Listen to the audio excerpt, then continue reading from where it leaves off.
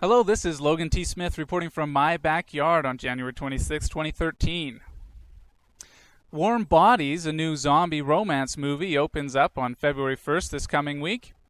And for a movie that has a premise worse than Twilight, it's pretty good. It's a very funny movie. Unfortunately, there is a little bit of violence and a little bit of foul language, but generally it's pretty good. And there's a little bit of gore, but I'm sure you won't mind that with a civilization obsessed with the disgusting. The reason why I say that is as a pest control guy, whenever I introduce myself, people are always saying, "What's the grossest thing you've ever seen?" Also, oftentimes you come out of the attic with your bag of rats, and they're like, "Oh, can I see it? Can I see it?" And you show them the bag, and they're like, "Oh, that's gross. I could never do your job. It's disgusting."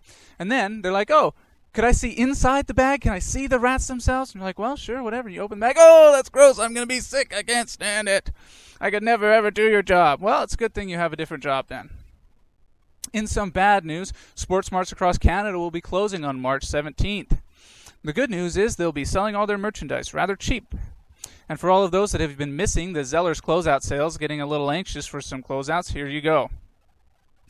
Also, in the United States, there's been an executive order passed to make it so the U.S. government can come and steal food from any of those that have a storage that will last several months.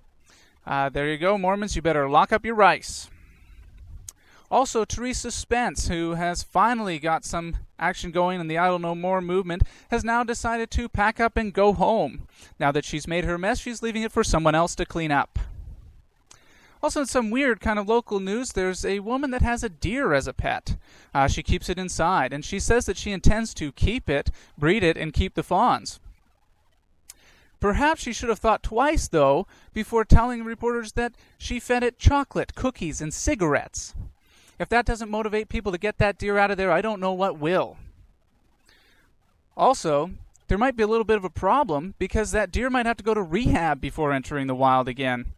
Because I don't think it'll be able to afford cigarettes. It'll be spending its time in rehab with other slugs that drink too much and raccoons that get high off garbage. And that's how it looks from my backyard on January 26, 2013.